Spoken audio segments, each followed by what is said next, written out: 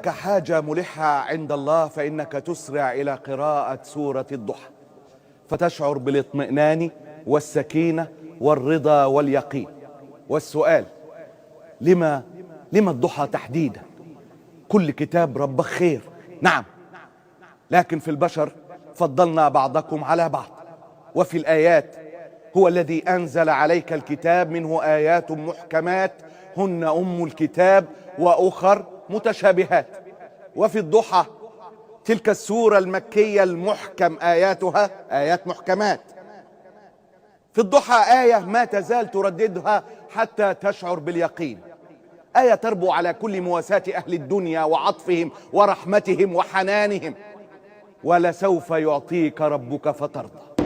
آية محكمة لا تحمل نقدا ولا إبراما ولا تأويلا ولا أدنى شك: ولسوف يعطيك ربك فترضى.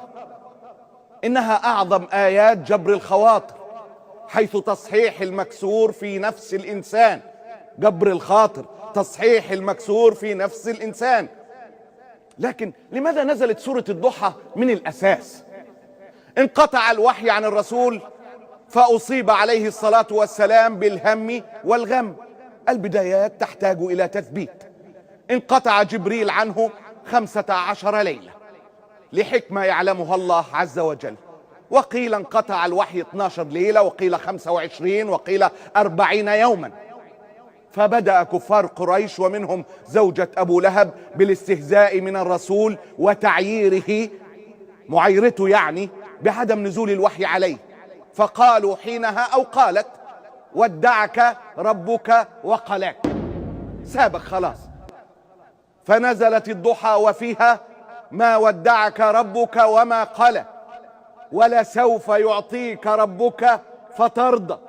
ألم يجدك يتيما فآوى، ووجدك ضالا فهدى، ووجدك عائلا فأغنى. جبر خاطر، جبر خاطر لنبي الأمة وللأمة من بعده. تذهب وتجيء، تبحر في كتاب الله وترسو، تطيل القراءة أو تقصر، تتأمل أو تقرأه على عجل، فلن تجد في كتاب الله بعد الفروض المكتوبة من صلاة وصيام وزكاة وحج، ومن قبلهم التوحيد، لن تجد في هذا الكتاب، لن تجد أفضل من الصبر وجبر الخواطر. يقول العلماء: ما عبد الله بعبادة أفضل من جبر الخواطر. هذا الكتاب ما امتلأ وأمر بشيء مثل الصبر وجبر الخواطر.